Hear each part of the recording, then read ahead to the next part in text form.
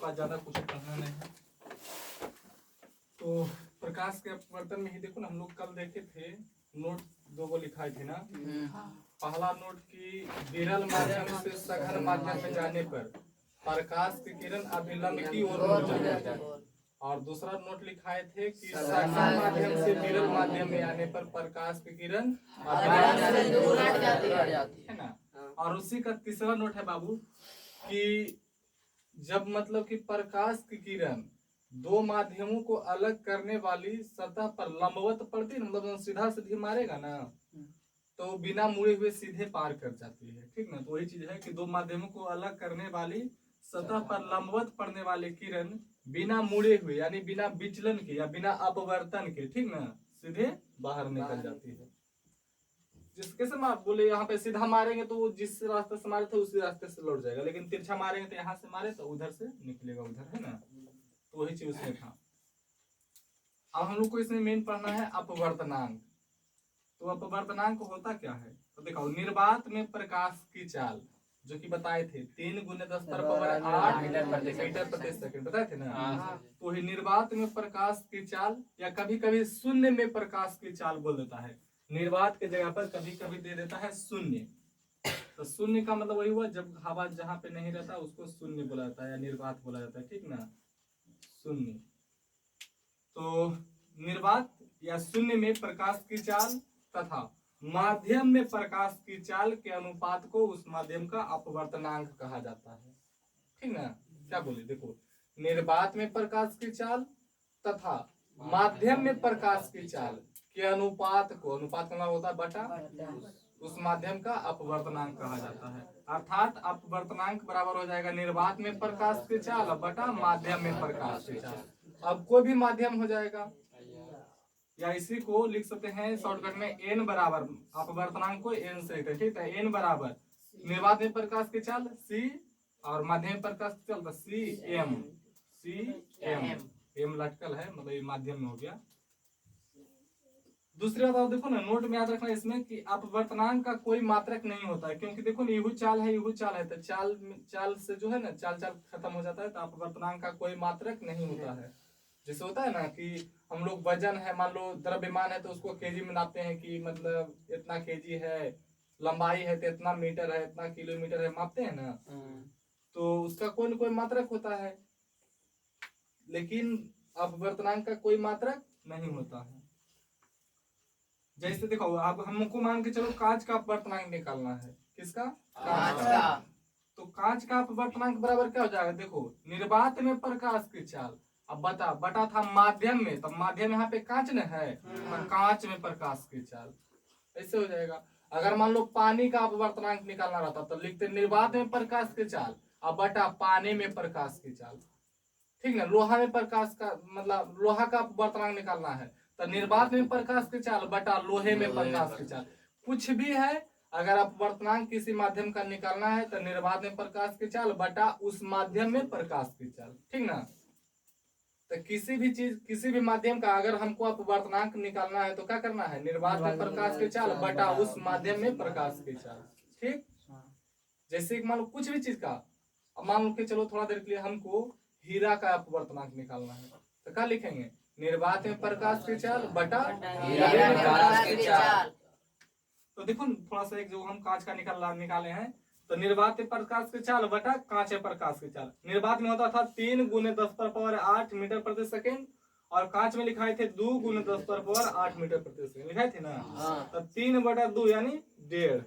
तो ऑब्जेक्टिव में कभी कभी पूछ देता है कि कांच का अपवर्तनांक कितना होता है, तो 1.5 खाली, मीटर फीटर कुछ नहीं, खाली 1.5 कितना होता है, 1.5। तो इसी तरह से देखो ना हम लोग हवा पानी का भी निकाल सकते हैं, पानी का भी निकालेगा तो फार्मूला से निकालेगा ना, निर्वात में प्रकाश की चाल पानी में प्रकाश की चाल, तो निर्वात में 3 अब बटा हो जाएगा 2.25 लिखाए थे, यही तो खत्म में हो जाएगा 10⁸8 10⁸8 मीटर प्रति सेकंड मीटर प्रति सेकंड, तो खत्म में हो जाएगा। तो उसमें 3 अब बटा 2.25 करेगा ना तो आ जाएगा 1.33 आ जाएगा, ठीक ना। तो पानी का 2.25 लिखाए थे, हाँ 2.25 × 10⁸ सुनो, तो हवा का अपवर्तनांक जो होता है ना, देखो ना, इधर माध्यम है, इधर अपवर्तनांक है, थोड़ा सा इसको याद रखना है, 2-3 गो जो है जो। तो हवा का होता है 1.3003, 1.0003, मतलब 3.03, 1.303, ठीक ना। या इसी को लगभग में हम लोग एक मान के चलते हैं, ठीक ना। तो हवा का अपवर्तनांक कितना होता है? एक या 1.303, 0.0003। और पानी का होता है 1.33, कांच का 1.5, और हीरा का अपवर्तनांक होता है 2.25, सॉरी 42, हाँ 2.42, जो कि बाबू सबसे ज्यादा होता है। हीरा से ज्यादा किसी का अपवर्तनांक नहीं होता है, इसलिए हीरा का मतलब हीरा होता है ना। तो तुमसे ऑब्जेक्टिव में पूछेगा कि किस पदार्थ का अपवर्तनांक सबसे ज्यादा होता है? हीरा का, ठीक ना। तो हम लोग को पहला में याद रखिए कि पहला नोट में कि अपवर्तनांक का कोई मात्रक नहीं होता है। दूसरा जो है, कुछ पदार्थ का जो है अपवर्तनांक हम लोग याद रखें कि हवा का इतना है ना 1, पानी का 1.33, कांच का 1.5 और हीरा का 2.42, जो कि सबसे ज्यादा होता है ना। और हीरा जो है बाबू दुनिया का सबसे कठोर पदार्थ है। उतना नहीं जानते हैं, हाँ शायद, लेकिन ये दुनिया का सबसे कठोर पदार्थ है, ठीक ना। तीसरा नोट है, देखो ना, हीरे का अपवर्तनांक सबसे ज्यादा, वही चीज है हो, सबसे ज्यादा 2.42 सबसे ज्यादा होता है, ठीक ना। और यह दुनिया का सबसे कठोर पदार्थ है, इसी को लिखे हैं, ठीक ना। चौथा नोट में है कि किसी माध्यम का अपवर्तनांक जितना अधिक होता है, उस माध्यम बाबू देखो ना, अपवर्तित किरण उतना ही ज्यादा मुड़ती है, ठीक ना। और जब कोई चीज अगर मुड़ के जाएगा तो उसका चाल घट जाता है, तो उसका चाल और उतना ही उसका चाल कम हो जाता है। मतलब मान के चलो कि किसी पदार्थ का अपवर्तनांक मान के चलो 1.5 है, ठीक ना, और किसी का 2 है, तो देखो ये 1.5 मतलब 1.5, एगो है वो 2, तब बताओ अपवर्तनांक किसका ज्यादा है? 1.5 वाला कि 2 वाला? 2 वाला ज्यादा है। तो 2 में जो है ना, उसे प्रकाश का चाल जो है कम जाएगा, क्योंकि अपवर्तनांक ज्यादा, तो उसमें प्रकाश का चाल कम जाएगा, और प्रकाश का किरण जो है ज्यादा मुड़ेगी, मतलब ज्यादा अपवर्तन होगा उसमें, ठीक ना। तो उसमें मुड़ाव जो होता है ज्यादा होता है। वही लिखल है कि किसी माध्यम का अपवर्तनांक जितना अधिक होगा, उस माध्यम में अपवर्तित किरण उतना ही अधिक मुड़ती है और चाल घट जाता है, कम हो जाता है।